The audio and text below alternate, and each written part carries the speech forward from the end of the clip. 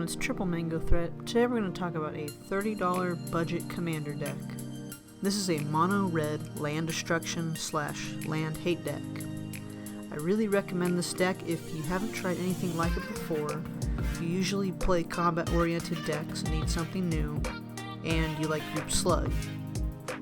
I do not recommend this deck if you want to keep your friends, you like combat oriented decks, and you don't like Group Slug. Now let's get on to the video. Our commander is Zozu the Punisher for 1 colorless and 2 red. Whenever a land enters the battlefield, Zozu the Punisher deals 2 damage to that land's controller. This deck is going to be all about similar effects to dealing damage to people when they play lands. It gets obnoxious, but let's move on to the first category. In our first category, we're going to talk about board wipes. First up, we have Wildfire for 4 and 2 red. Each player sacrifices 4 lands. Wildfire deals 4 damage to each creature. Shatterstorm for 2 and 2 red. All artifacts in play are buried, or all artifacts are destroyed. Mizium Mortars for a colorless and a red. Mizium Mortars deals 4 damage to target creature you don't control. And it also has Overload. You may cast this spell for its overload cost. If you do, change its text by replacing all instances of target with each. Category number 2 is going to be land damage.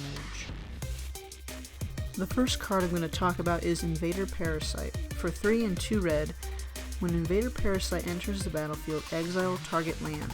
Whenever a land with the same name enters the battlefield under the opponent's control, Invader Parasite deals 2 damage to that player. Next up is my favorite, Mana Barbs for 3 and a red. Whenever a player taps a land for mana, Mana Barbs deals 1 damage to that player. Up next is Obsidian Fireheart for 1 colorless and 3 red. For 1 colorless and 2 red, put a blaze counter on target land without a blaze counter on it. For as long as that land has a blaze counter on it, it has. At the beginning of your upkeep, this land deals 1 damage to you. The land continues to burn after Obsidian Fireheart has left the battlefield. Category number 3, Land Hate. Rumbling Crescendo for 3 and 2 red.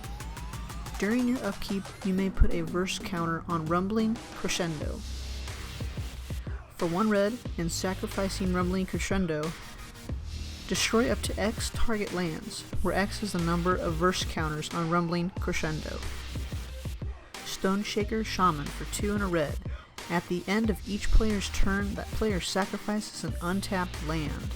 This is really going to keep them to want their lands tapped, and they won't have an answer for when you cast your next spells. Last we have Icefall for 2 and 2 red. Destroy target artifact or land. It also has Recover.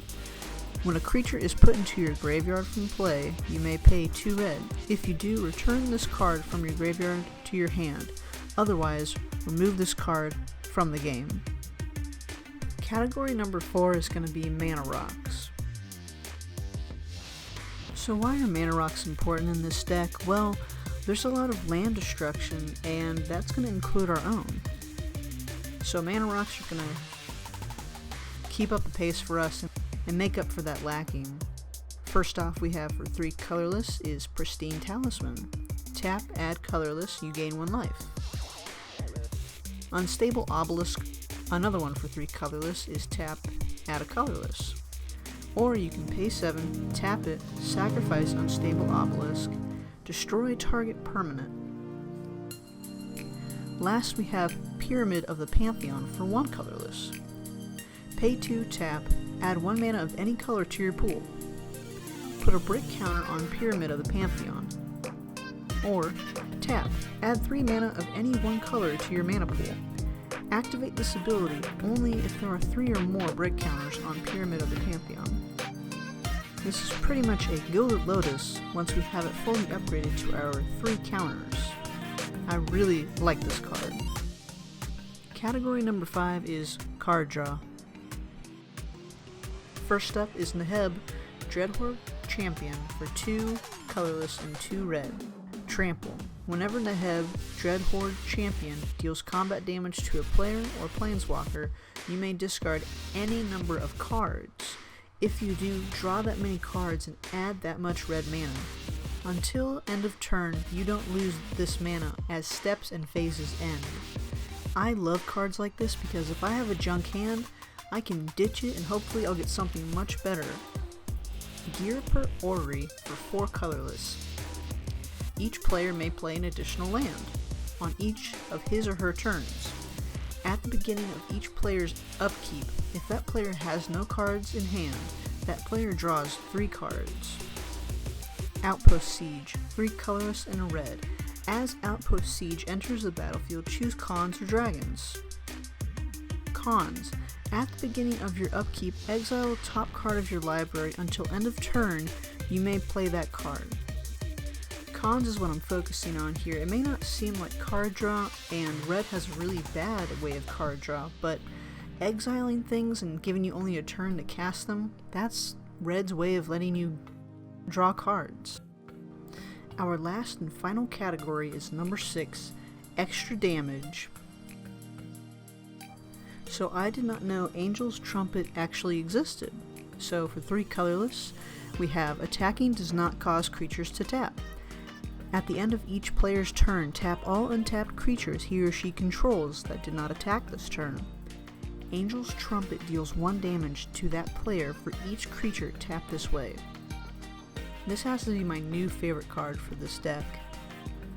Up next is Thought Prison for 5 colorless. It has Imprint. When Thought Prison comes into play, you may have target player reveal his or her hand. If you do, choose a non-land card from it and remove that card from the game. Whenever a player plays a spell that shares a color or converted mana cost with the imprinted card, Thought Prison deals 2 damage to that player. Last we have Dictate of the Twin Gods for 3 colorless and 2 red. It has Flash. If a source would deal damage to a permanent or a player, it deals double that damage to that permanent or player instead. And that's it, guys. You made it through the video. If you made it through, make sure to give it a thumbs up. I love this deck. I usually am not a combat oriented person, so this really worked for me. If you think I should add some cards here or there, please leave it down in the comments below, or what commander I should work on next, and I'll give you a little shout out. Thank you so much for supporting me in this channel. I will see you guys in the next one. Peace.